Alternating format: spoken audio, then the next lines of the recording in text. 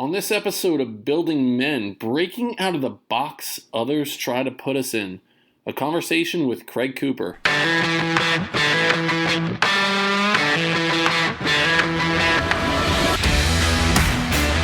Welcome to the Building Men podcast. I'm your host, Dennis Meralda. When was the last time you focused on self-care and the holistic health of your body? GM Revolution is a men's skincare line with a mission to introduce men to proper skin health. GM Revolution offers 5 skincare products that act as one to give men exactly what their skin needs. Whether you struggle with acne or you're looking to prevent fine lines, GM Revolution works hard to strengthen your body's largest organ, the skin, to fight as your body's first line of defense against your environment. Using code BUILDINGMEN, one word, you can save 15% on all of GM Revolution's products and start seeing the physical and mental benefits of skincare. GM Revolution encourages you to be the revolution in your own life. Now, back to the Building Men podcast. Hello and welcome to the Building Men podcast. My name is Dennis Meralda. Building Men is geared toward helping you become the strongest version of yourself, mentally, spiritually, emotionally, and physically. I am thrilled today to have on a very special guest. This is a man who I started following along his journey on Instagram. We connected with each other maybe about a week and a half, 2 weeks ago, and he's just a fascinating individual. And one thing that I am so intrigued with is someone that goes through this hero's journey, someone that kind of starts in a spot and they go through this rough stretch in life and they have to prevail and persevere. And there's this resiliency that has to happen for someone to pull themselves up out of a difficult situation. So over the last maybe 2 months, I've been interviewing a lot of people that have gone through this hero's journey. And the gentleman I'm about to talk to today has certainly gone through that hero's journey. So I would like to introduce the host of the Walking Purpose podcast. He has a Instagram page called I Am Dark Superman. So if you don't follow it yet, please go and follow along. And part of the Walking Purpose podcast is kind of a select group of men that joins along, and it's called the Uplift Kings. So just wanted to welcome Mr. Craig Cooper. Craig, welcome to the Building Men podcast. Thank you so much. Thank you. I'm excited to this opportunity. Thank you. Absolutely. So, Craig, what I wanted to do is I'll kind of start in the middle of your story. I started following along with the Walking Purpose podcast recently, trying to digest as much information as possible about you to get to know you a little bit deeper before you came on the Building Men podcast. And the one episode that really stuck out to me was you talked about your journey and your battle against depression. And I know it's kind of it's a tough place to start, but I think that'll really paint a true picture of who you are and what you've overcome. And the thing that really stuck out to me, Craig, is my audience knows that I was a teacher and then a principal for a long period of time. For over a decade, I was a principal, and a lot of that time was in middle school. And you talk about your experience in middle school or in school and kind of how you were treated and how you felt, and that led you down a path of kind of a depressive path. So would you mind just kind of sharing with your audience, kind of starting there along your journey in middle school or in your school experience when you were kind of classified in this specific area and what that did to you and your mental state? Sure, I'm happy to share. So I really feel like my mental health journey and my battle with depressions, the further I get from that age, the more I realize where it started from. The more I realize how that played a factor of my adulthood and how I view myself. Unfortunately, certain things I had to go through in my 20s, my early 30s. So I was in 4th grade at the time, and I got pulled out of class. You know, a regular class setting is normally 30, 25 kids sometimes, maybe 30 system, right? And I got pulled out of class. I got pulled into class was labeled at the time as special ed class. And you get pulled into a class and it's like 5 or 6 students in there, sometimes even 2. And you look around, there's no windows. It's so super small. Kids walking past you saying, oh, you're in a slow class. At this time, I'm not understanding what this verbiage is. I'm like, okay, is this what I'm getting labeled as? So I remember coming back into my class. We had switched class and go back to, what is called the regular class. The teacher's right on the blackboard, the warm up for today. And she mumbles under her breath. I guess she's thinking no one can hear her. And I'm approaching her, going to ask her a question. I can't remember the question was, She goes, the retarded kids are coming. Me at 9 years old hearing that, I'm like, damn, is that how I'm getting viewed? Now, these are your teachers. These are supposed to protect you, supposed to encourage you. They're with you 9-10 hours a day, sometimes even longer. So, and I realized how I got called that over and over again. I feel like that was a form of verbal abuse. And that followed me. I was in those classes until I was in 12th grade. And they were super easy. They weren't challenged. And I work in school system right now, I do security, but I look at it as I'm not just a security guard. I'm somebody's big brother. I'm somebody's father figure. You know, I never give a kid those negative statements that I was fed. I always give kid, hey, you can do it. Even if you had those rough moments of behavior, and I'm trying to correct you, because those words follow you into your adulthood. That followed me up to my 20s. I'm like, and I remember when everyone's graduating high school. Oh man, I'm going to this university. I'm going to this university. I'm going here. I'm going here. I'm like, damn, what am I doing? So it's unfortunate back then. I feel like teachers weren't really pushing their students saying you can go to college. Or if you don't go to college, you still can be successful. You know what I'm saying? So now I feel like it's a lot different now. Kids are not segregated to certain things. Even like in the cafeteria, you got one side on this where it's like 12 classes on one side. And then you got the other class on this side where it's 4 students. So you're always being separated. So now society has separated you the whole time. So that followed me into my adult life. I'm like thinking, I can't do anything right. I feel like people are like, oh man, back in the day, I went to this school and that school. I didn't enjoy my school life at all. I was too busy trying to find myself. So I don't remember anything positive about it, you know? And as I think about that, I remember growing up, you probably heard the same thing growing up. You would hear people say, sticks and stones can break your bones, but names will never hurt you. And that's bullshit. Right? Yes, it's bullshit because, you know, while sticks and stones can break your bones, it's a lot of the damage that's done by people saying things to you and cutting you down. It's the inside. That's where the bruises are there. They're happening on the inside. And so for you to hear that comment from an educator, someone that's supposed to be inspiring you and educating you and motivating you to be the best version of yourself, to try to aspire to be great, you hear this comment from someone in authority. As a former principal, I would tell you that person would never work again in education if it were up to me.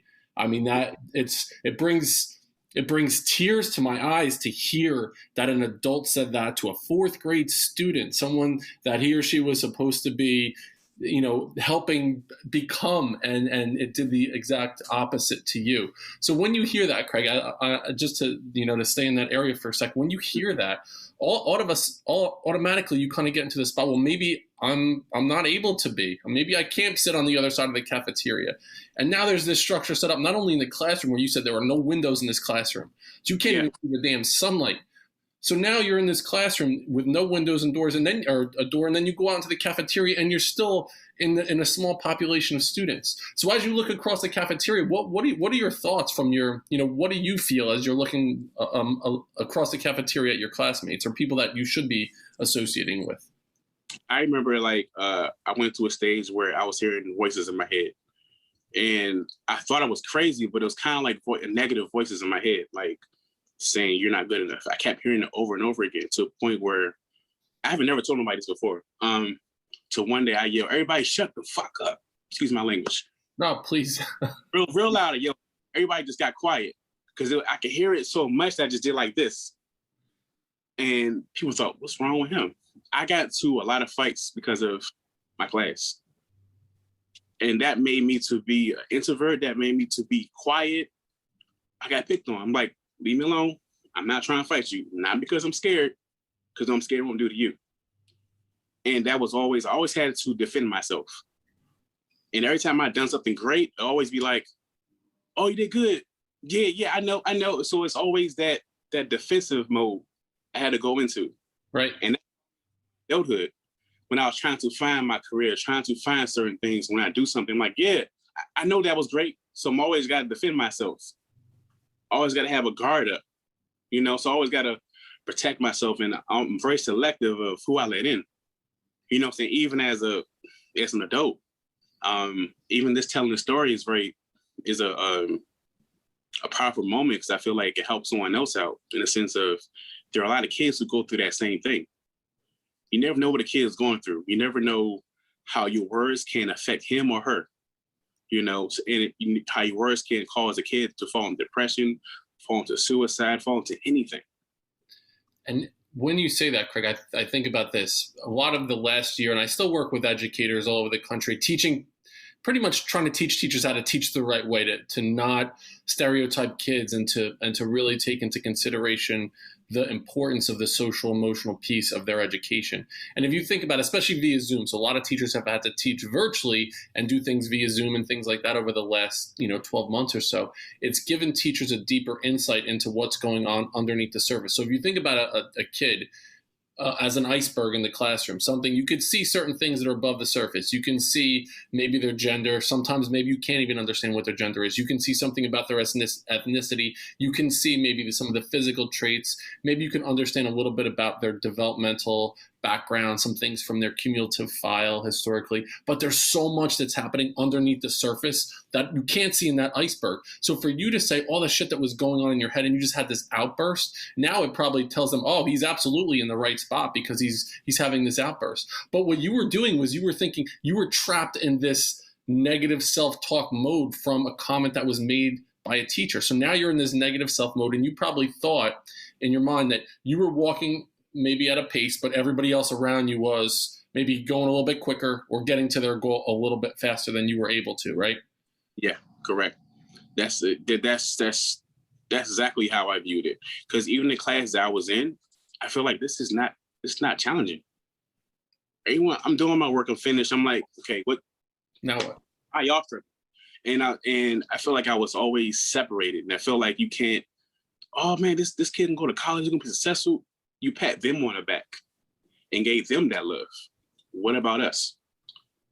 We feel like you feel like there's a negative stereotype that they're going up in jail. They're going to work at fast food the rest of their life. They're going to be at Burger King. They're going to be these labels that get put on you as a child. That stuff stick with you. So now you're thinking, well, maybe it's true. Maybe I should just get a fast food drink. And I feel like if I was pushed more, I would have found my path in life a lot quicker. But aspect, I don't regret anything I've been through, because it made me who I am as a person. So there is that also, so maybe if I experience certain things, I wouldn't help out certain people. So there's always that factor also, And think about this too. So you want teachers to be able to motivate and inspire you, to understand how you learn, and so to challenge you, but do so in a way like they know what your developmental strengths are, they know what they can do to push you.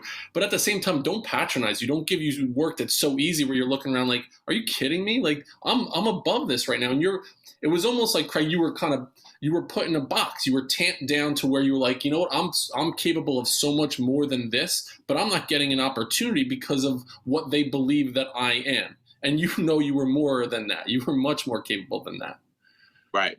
I definitely agree with that. I have a lot of friends who are teachers, and just like, I'm like, damn, if I had them back then, things would be different. You know what I'm saying? So if I were to ask you, what would you have done differently? So say now at that age, you're in fourth grade, you're 9 years old, and you realize, okay, that whatever the reason was, and typically when there's a student that's classified in special education, it's not that they have any less cognitive ability. It's just that there's something, the way that students learn is a little bit different. They're actually very bright students. It's just that something exists that's preventing them to reaching their potential, right? So now you're classified into a special education class.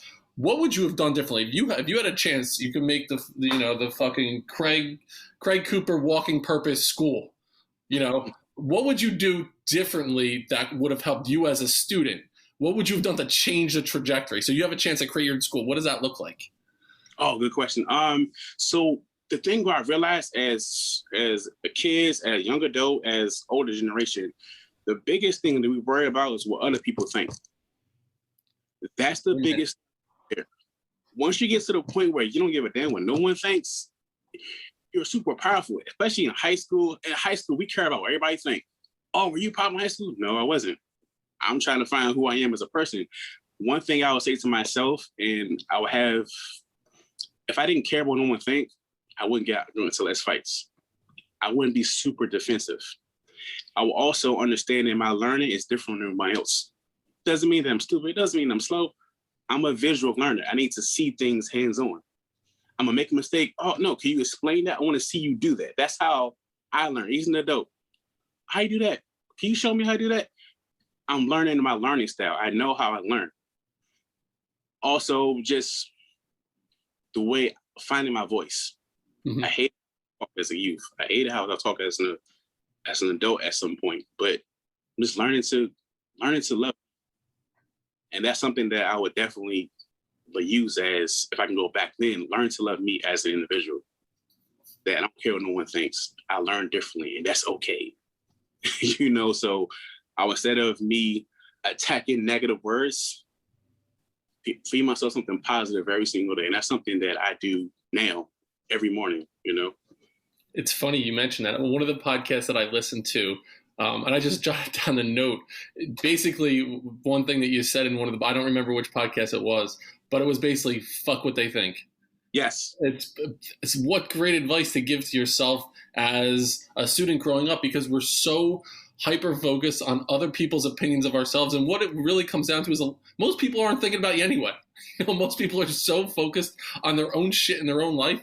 We think that everybody's thinking about us because that's that looking glass self thing that we go through. But once you realize, fuck what they think, I'm going to do what's best for me, be the best person I can be, and then show up for other people in a really positive way. I love that. I go to Gold's Gym, right? And when I first joined there, I'm like, oh my gosh, everybody's looking at me. Oh my gosh, I got the wrong form. Oh my gosh, why am I wearing this tank top? You thinking those things, and half the time people ain't really thinking about you. So once you get those minds, even if they are, fuck what they think. It gives you a freedom of, okay, I got this. It really gives you that freedom to say, you know what, I'm not worried about what no one thinks about me. I'm not worried about certain things. It puts you in a better path of your journey. Just thinking that concept right there. And so on the podcast that you did about depression, you really go deep into this kind of spot in your life. So you were working at a fast food place after high school. You were in your early 20s, and you were getting up every morning. You would have to kind of talk yourself into just getting out of the door. So you were really, really struggling with your mental health. And mental health isn't something that at the time, and I was in the same place that you were, mental health wasn't something that was normalized for men to speak about. You just all right, rub some dirt on it, fucking put your pants on and get out the door, do what you got to do. So the fact that you were struggling with mental health, talk to me a little bit about what that was like in that time in your life, and how you were able to go to that low spot and then help pick yourself out. And or maybe who helped you pick yourself up out of that low spot? Okay, this is going to be a long answer. So yeah, we got time. Okay, cool. So I feel like my hardest part of my journey was from 2008 all the way up to 2010. In 2011, beginning the stages of trying to beat depression. So every morning, it's like a battle for me to even get out the door. It took me sometimes 5 or 10 times just to get out the house. And I'd be crying. I couldn't understand what it was. Because back then there weren't podcasts, there weren't people, this wasn't out there like that. And men wasn't really speaking on their feelings at that time. So that was scary in itself. And I'm like, I keep crying, okay, it's my five time going now. Okay, I got this. And I had to coach myself every day just to get up in the morning. Again, it was the same thing as a child, negative thoughts. You know what I'm saying? Racing. So I'm like this every morning. So it got to the point where one day in particular, I'm working at a fast food restaurant, working at Popeyes. I'm 20-something years old. And again, this goes back into me feeling those negative thoughts when I was a youth, thinking I'm not good enough. And I was on a train, had sunglasses on, and I'm crying. You know how I get that slow tear that runs down your face? I'm like, fuck, I ain't trying to show my emotions. I'm like, okay. And I was like, you know what? I told myself, this is it. And what I was going to do was I was going to fake like I was sick. I was going to go home and take myself out. That was the plan that I was going to do. And I go to the back and I started crying. I had to run to the back. And I was my best friend at the time. She's like, something's not right with Craig. It's one of those things where, are you okay? I'm good. Why are you so quiet? I'm fine. But you don't look like, I said I'm fine. Why do you keep asking me? What? So I became really aggressive when someone asked me what's wrong, because I didn't want to make eye contact with anybody. Hey, what's up? How you doing? I'm good. I'm fine. And so she's snatching my phone. She calls my mom. Something's wrong with Craig. I don't know what it is. And he's crying. And she goes, okay, I'm going to call him. So I go home. I go in the mirror. I'm just crying my eyes out. This is the moment I just feel like, you know what? This is it. And I'm telling myself all these lies about how no one's going to miss me, how no one loves me. And I'm okay. I got a bottle of pills. It was those moments where I wanted to do it, but I want someone just to hug me. Yeah. You know, I want someone just to hug me tight and say, I love you.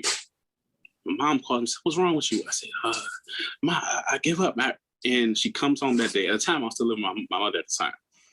She come home, she just hugged me, gave me the tightest hug in the world. At that time, my father wasn't really active in my life.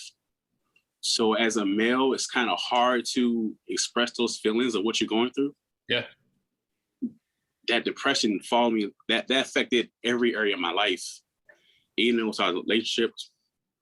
And there was this everything I'm explaining is right around within the same month. So I'm kind of going in circles. So at the time I was dating this girl, and it was a long distance relationship. You remember when they had like the AOL Messenger back then? Yeah. And I was like, I remember the exact sentence. I was like, babe, I'm going through this. I don't know what it is. I had a hard time explaining it because I didn't know what it was. And I'm like, can you help me help? I'm thinking I'm going to get some words of encouragement. I'm thinking I'm going to get, I love you. I'm going to get something like that. Instead of that, I got taught to laugh. Not like smirking, like hold your stomach and laughing, like, you pathetic. Like, anyway, so again, this goes back into me feeling those negative words back then. So I'm thinking like, damn, I can't do nothing right. So instead of her encourage me, she goes on myspace.com and writes a blog about me without everything I told her. And then you end up cheating on me the same week. So I'm getting fed all this negative stuff at once. And it was the scariest thing in the world. And I go to church. I talk to my pastor at the time. He just shook me. He talked to me as a man. He didn't talk to me as a pastor, give me the whole, I pray for you and then leave you alone.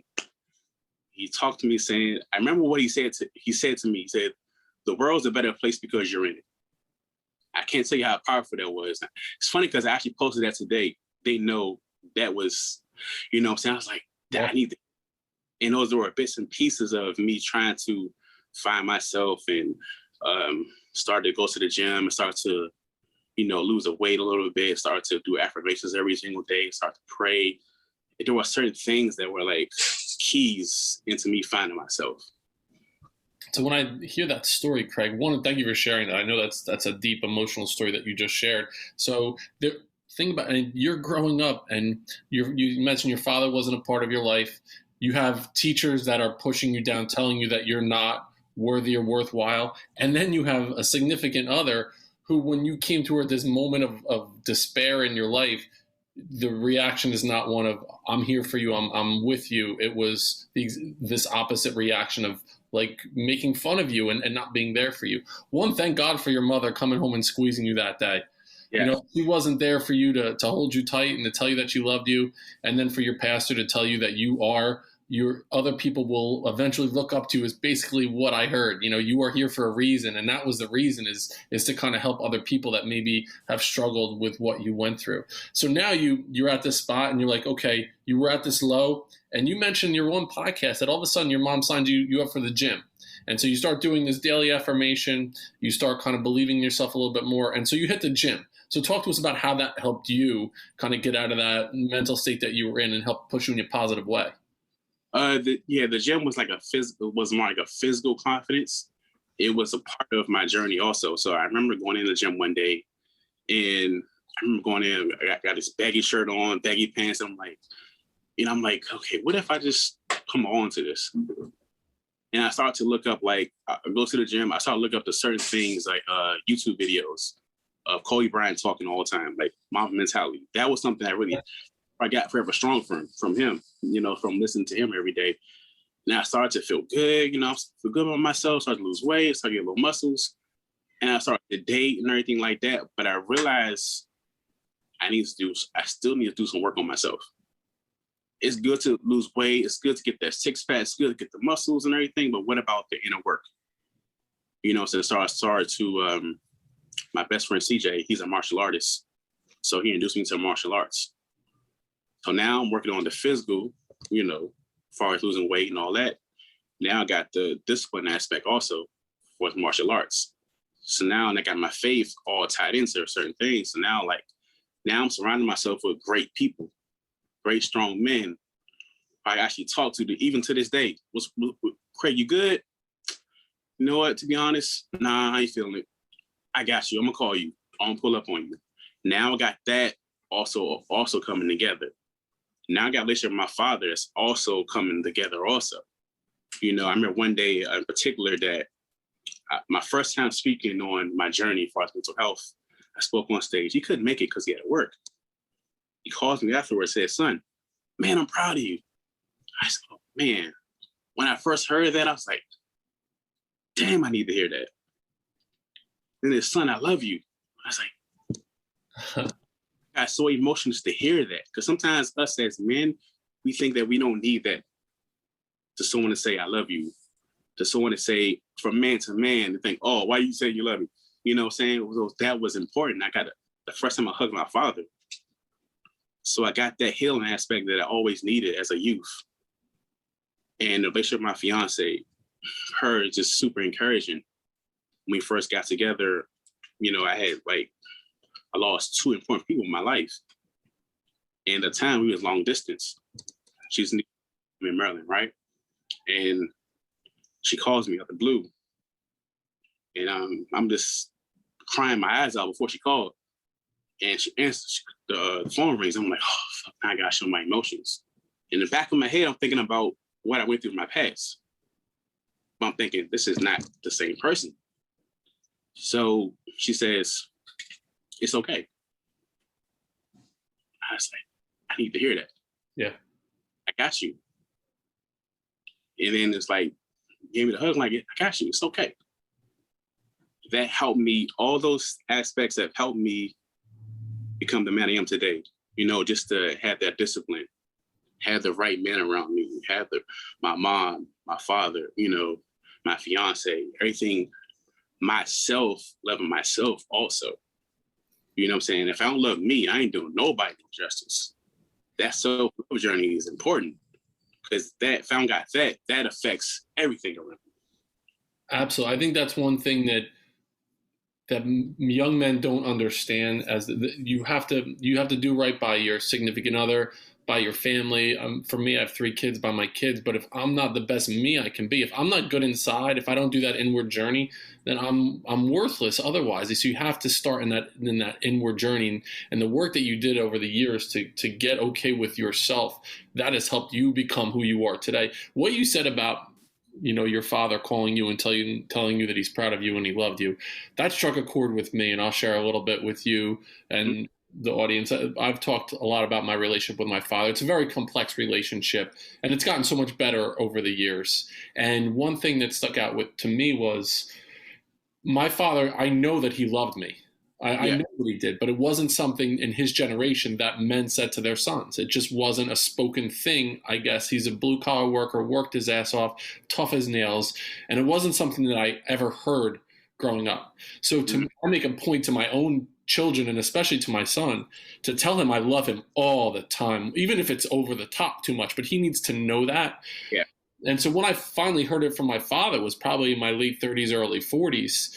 that he said the words to me. And I just remember getting choked up thinking about that. I knew it the whole time, but just to hear those words, it's such a powerful thing. And to know there's that level of pride, even if you slip up from time to time, knowing that there's that, love that's there forever and coming from your father, it's just a really, really special thing. So that resonated with me, the fact that was a thing that you recalled at that moment you're about to get on stage.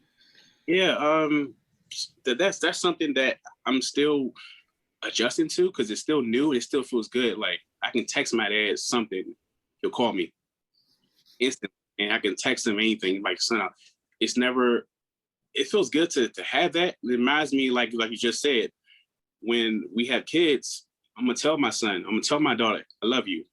You're gonna know that. I feel like love is an action word also. It ain't just I love you. No, I'm gonna show you what love is. Like, we have our first child and have our first daughter. No, I'm gonna take you on daddy-daughter dates. I'm gonna show you how the man supposed to treat you. I'm gonna talk to my son about relationships and tell him what the kind of woman you should accept, or the red flags you should look out for. There are certain things that I didn't get. So to pass on those things and break generational curses is very important. And so you were just referring to positive men in your life that helped you and are still helping you when things are challenging for you. I think that there is also a void with men at some point. I think it's like when you kind of get married and you have kids, you have your boys, and it happened for me that you kind of go off a little bit and you're so hyper focused on your marriage and your family and your kids and, the day-to-day things that you have to do, you kind of lose track of those men in your life. And I think we need men in our life to hold us accountable and to have that kind of brotherhood feel with. So having said that, when you think about that and the importance of men in your life and masculinity, what that means, what are certain lessons maybe that you learned from, it could be from anybody in your life, that have helped you define what masculinity is to you?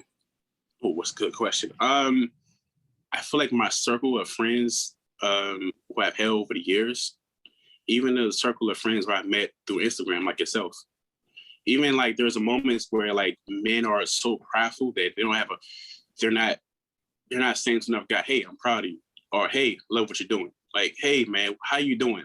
Not your business. No, how are you doing as a person? Those moments of being vulnerable but still being strong. I think us men have in the past, we got a bad rap of just not being there for each other. You know what I'm saying? Because we got a difference in the way you vote or race or something like that. So there are certain things that for men, I feel like what we're doing right now is just breaking barriers. You know what I'm saying? You go on Instagram and everyone's collaborating together. It's a beautiful thing to watch. So to have great men in my circle to have right now in my new circle. So it's a good thing to have with men say, hey, how you doing, brother? Just checking on you, man. Everything good? You need something? Not just those sad moments. Hey man, let's take a drive.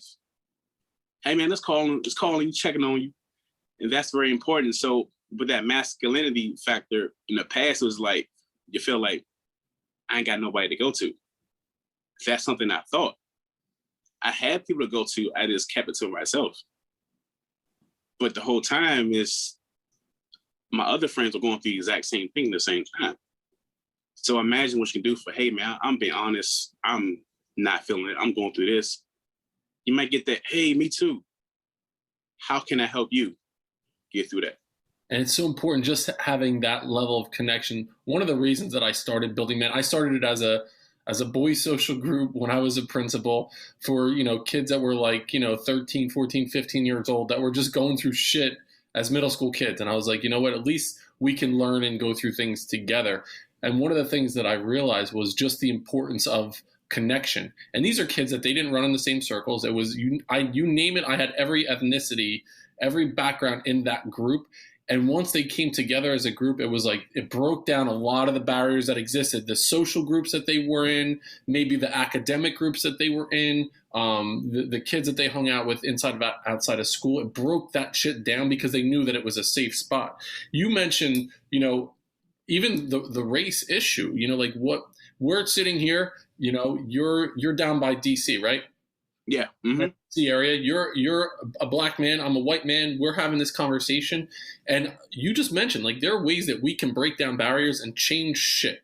So my conversation with you, I value it so much. I love what you're doing. I mean, you mentioned people that say that they love you and they're proud of you. I fucking love you, man. I love what you're doing. I'm proud of you for what you're doing, and I want to be a part of your journey moving forward. I want to be a part of that group that you're establishing, because I think having people from different racial backgrounds as well, seeing for other people to witness us having a conversation in a really positive way, our motivation is to help people become better. And really, there's that transcends all other backgrounds that we have. We're there to make people better, right? So what can we do? I mean, I'm interested in us moving this forward in a positive direction. I don't know. I mean, what can we do together to kind of help break down a lot of the barriers that exist in our society right now? It's more of a philosophical question, not what can we do tomorrow, but just in general, like what can we do as men to kind of help move that forward?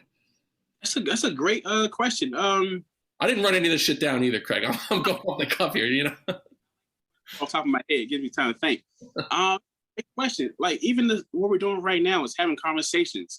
A lot of people who see things who in certain areas where you only see people like you. You know what I'm saying? Wherever the race is, so you only see certain things. So your view is limited. You only see things as black, or only see things as white, or Asian, or whatever the case may be. Sometimes you don't see as other men having a conversation coming together. I feel like I know for a fact we are very similar in a lot of ways, you know what I'm saying? So I'm definitely looking forward to like doing certain things in collaborations and, you know, have more conversations about big topics, you know, a men's retreat. Yeah. That would be dope. A men's retreat. Me, you can definitely put that together, bringing men around the world. And think about it, that just having that brotherhood community feel is such an important thing. And once you see that everyone's kind of going through the same shit in their life, you know, I mean, it's different in many different ways, but we're all struggling to be the best we can be. And there's a lot of factors that are trying to pull us down, and it's up to us to keep moving forward, even though we're going through some shit, right? And so what you're doing with Walking Purpose podcast and then the Uplift Kings, and I want you to just talk to us a little bit about that group, the Uplift Kings, and what that group is about and what your mission is and what you kind of talk about together. Okay, cool. So what it is, so I'm launching season 2, January, Jesus. I launched season 2, June 20th. It's a roundtable talk with 5 of my guy friends. So you may see them in the certain videos. You may see videos of us together. And that's the conversation about mental health. That's conversation about masculinity. That's conversation about how like the stuff that men go through. Conversation about love. It's a deep conversation that's coming up June 20th. And every guy that's in that interview I've been friends with for the past 25 years. Lead on growing up with and all that. So that's something that has become an interview. It's also changed to a movement. And I see the positive outlook I see the positive response from that. So I'm like, okay, they're like, man, let's do a part 2. Let's do a part 3. And that's opened the door for certain mini conversations and conversations with yourself also. So that's something that's coming up too. June. I'm definitely looking forward to that, without a doubt. So one thing I'll as we're kind of winding down in this interview right now, I'm really interested in just how you want to, thinking about how you want to be remembered. So like looking back at your legacy, so say, Craig, you're 95 years old, you have a couple of years left, and you look back on your life and you say, I left this legacy. I left this kind of this behind me as I part ways and kind of go off into a better place. What would your legacy be? So if you could tell your story, what's your legacy in life? Good question. As I turn 150 years old. At least 150. I'm in my rocking chair looking back. I feel like my legacy would be always to pass on knowledge, always to pass on love. I say this all the time, but I really feel like in life, you're supposed to go through what you go through, give thanks to God for bringing you out, extend the hand back to the next person, to the next generation, to the next family member, next son, next daughter, whoever, that I extended my hand back and brought someone else up. Not just through me, but through a team of people, through a team of guys, a team of people around the world. Just bringing that legacy on. Beautiful. Beautiful stuff. And listen, I got to get one of these Walking Purpose t-shirts. I mean, you got some good gear there too. I noticed the gear you got going on. It's good merch. Gotcha. I'll send you the information when we get off. So Craig, how can the Building Men listeners find you? How can they follow along on your journey? Okay, thank you for asking that. My individual Instagram page is I am Dark Superman. It's more of motivation. It's more of mental health. It's more of fitness. And sometimes you may get a little humor in there also. You can find me on that. Uplift Kings. So let's Uplift Kings. That is the Instagram for Walking Purpose Podcast also. Again, Walking Purpose Podcast is going to start June 20th on Sunday, the first episode. Also, I have a clothing brand, my fiance. It's called ImanT Clothing. We are relaunching that this summer. So I'll send the link to our page. And that's where you can find me at. That's great. And so what I'll do is I will put all that information in the show notes. I'll put it all up on Instagram. You can follow along, post clips of this on Instagram. Craig, it was a pleasure talking to you today, my man. I'm looking forward to jumping on your podcast as well in the future. I feel like I've known you for years already, and we've only, talked for a couple minutes. Like that, yeah.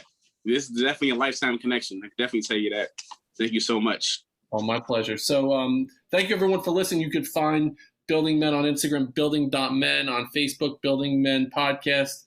Email me, buildingmencoach@gmail.com. Thank you, everyone, for listening. Thank you to Craig Cooper and his movement and what he's doing. And we'll see you next time on Building Men.